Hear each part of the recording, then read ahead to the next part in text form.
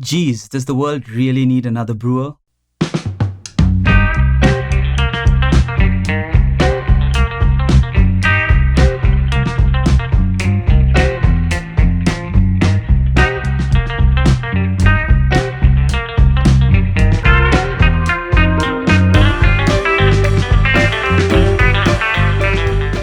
Well, this one's been around for a minute, but we'll talk about that in a second. SOFI 72 is, of course, our product, so for obvious reasons, this won't be a review. On the contrary, this video is going to be a detailed breakdown of how to get the best results from this brewer, how versatile it can be, and a little bit of history so you know why we've taken the time and effort to make this product. So let's go. Before we dive in, here's a little context. The South Indian filter's history is murkier than a French press brew. No one really knows where it came from or how it even came to be.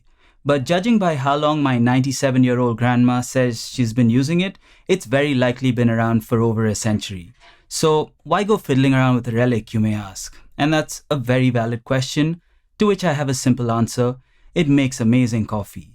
And while kapi, a traditional sugary milk-based drink, is great, and I grew up drinking it, this brewer shouldn't be relegated to just this drink because it's capable of so much more.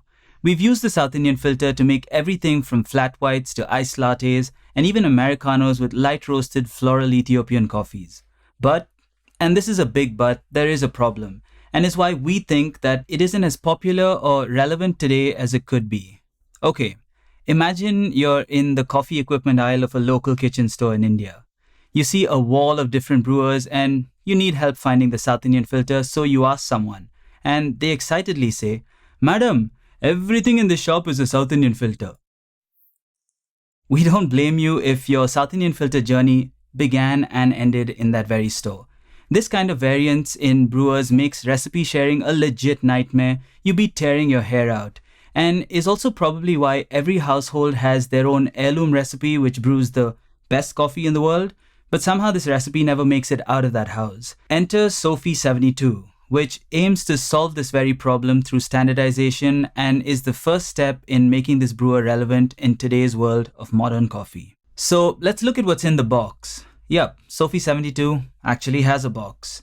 This isn't meant to be facetious, but when you're talking about modern coffee, it's nice to make people feel included and encourage knowledge sharing. Having the brewer in a box that labels and describes the parts along with a manual, elevates the user experience and removes a lot of guesswork. So, back to what's in the box. You of course get SOFI 72 in this beautiful custom matte finish. You get a 3D printed WDT tool with 9 acupuncture needles that does a phenomenal job of distributing the ground coffee before brewing. You'll see this in action very soon when we show you our workflow. This particular one was designed by the talented J. Kim Makes, who also has a YouTube channel with excellent content.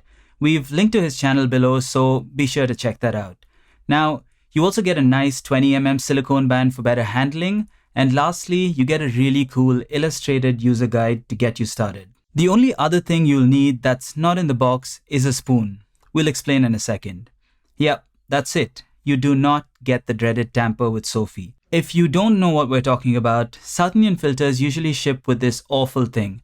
It's poorly made from scrap metal and does far more damage than good. We've had a lot of hate directed towards us from the so-called South Indian filter purists, but our decision is backed by extensive testing and tasting, and here's what we've found. The poorly machined concave shape unevenly compacts the puck, leading to an uneven extraction, and the odds of this thing leaning to one side when brewing is very, very, very high. And you've essentially created a massive channel. So if this tamper works for you, then by all means go ahead and use it. But we're about to show you how to consistently get even, low sediment, high extraction brews that are absolutely delicious, and you won't see this tamper anywhere in sight. Let's go. So how is SOFI 72 different? Well, it's the same South Indian filter that we know and love, but is standardized in terms of size and material. It's built with SS304 and sports a 72.5mm filter. This is clutch because it means SOFI owners can now share recipes and we or anyone else can help you troubleshoot from afar. It has better QC, has better consistency unit to unit, has better spread and coverage of holes on the filter, and comes with some killer accessories. The filter is at the heart of this brewer, and we've spent a lot of time trying to understand it, and here's what we've learned so far. The hole size matters, but to an extent. We learned this the hard way after spending months and way too much money trying to get close to the precision with which good espresso baskets are made. We went so far as to mill one South Indian filter out of a 16 kg block of solid stainless steel and had 91.8 mm holes precision drilled into it. It cost us a whopping 35,000 rupees, which is around $420 for one. We even made a variant with a flat bottom. And none of these brewed a significantly better cup than the regular punched holes, both in terms of extraction and taste. So our inference at this point is brewing at atmospheric pressure is a lot more forgiving than brewing at 9 bars. As long as the holes aren't too large or too small overall and are roughly the same size, you're good.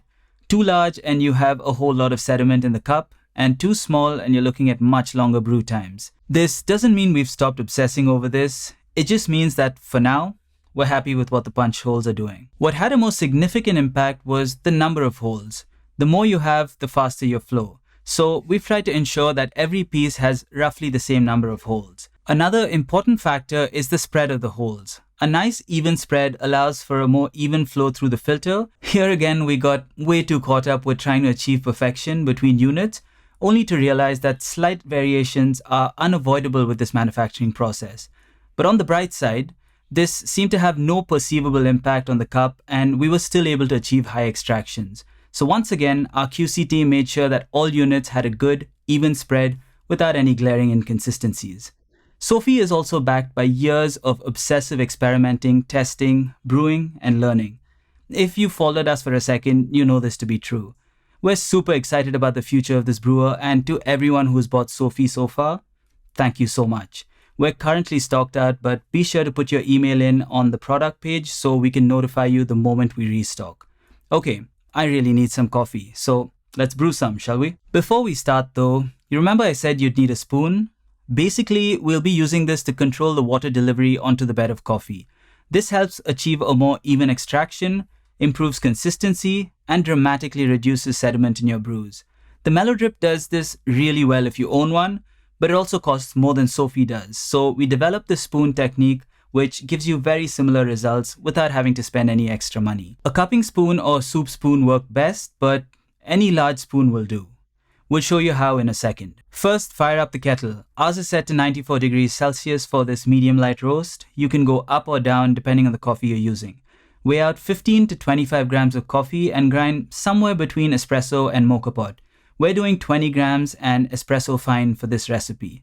Add the ground coffee to the top chamber. Then, using a circular motion, move the WDT tool through the bed of coffee several times to declump and distribute the grounds. This step is critical, as we keep reminding you, so ensure you have a flat bed. Fine particles may fall through the filter during the distribution and can be discarded. A quick tip here is to place the top chamber onto the lid, and this way the fines will collect in the lid and you can discard them without making a mess. Assemble the brew chamber onto the collection chamber and do not press down too tight, as this will create an airtight seal and stall the brew. Place SOFI on the scales and tare. Start a timer and pour 2x your dose of water onto the bed in around 10 seconds. So in our case, that's 40 grams of water. Use the spoon we mentioned held close to the bed to break the stream from the kettle and deliver the water more gently onto the coffee.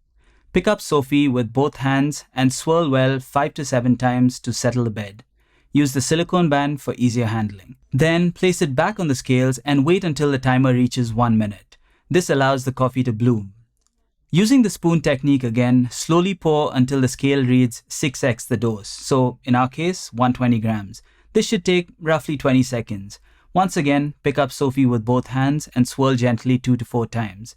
Place it back down and cover the brew chamber lightly. Again, do not press down the lid too tight. We'll leave it open here for your visual pleasure. Wait for the drawdown to complete. This can take anywhere between 6 to 15 minutes depending on the coffee, its freshness, and the grind size, but don't obsess over this number. Once the drawdown is complete, check that you have a fairly flat bed without any obvious signs of channeling, but again, don't obsess over it too much. Taste and tweak. That's it. Once you're dialed in, you can enjoy this delicious decoction from SOFI any way you like. Neat, diluted with water, with milk or ice, the possibilities are endless. So this is a great starting point, but what makes coffee so fun is experimentation. Here are a few things we're playing around with, so this will hopefully get your creative juices flowing too. We're trying to bloom at higher temperatures and then lowering the temperature for the rest of the brew. We're trying ultra fine grinds and doing longer brews with room temperature water, pulling ristrettos as low as 1:1 using dark roasts and bigger doses, tinkering further with sifted brews, using high clarity burrs like the SSP multipurpose ones, and lastly, tinkering with specialty Robusta. So go forth and tinker. We'd love to see what you get up to with SOFI. Wait, that sounds wrong? Anyway, moving on. Now, before we let you go, let's quickly cover some troubleshooting. Scenario 1, your brews are stalling. That could be because of one or more of the following reasons. Your grind size is too fine, so try going coarser. Or you're pouring too fast from too high. Again, reduce your pour height and speed, and also use the spoon technique to reduce agitation. You're pressing the brew chamber down too tightly onto the collection chamber or pressing the lid on too tightly. This causes an airtight seal and stalls the brew. Also, you could have dosed too high. Try reducing the dose to the ideal range of 15 to 25 grams. Lastly, your grinder may be producing too many fines, so you could try sifting. Scenario number 2, your brews taste weak. Then you may be under extracting, so try grinding finer and or increasing the dose.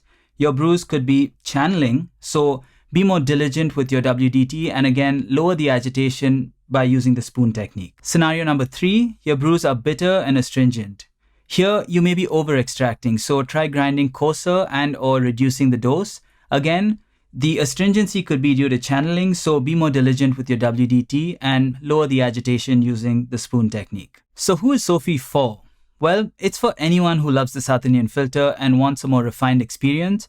It's for anyone who loves coffee and wants to try something that brews a very different profile to anything else out there.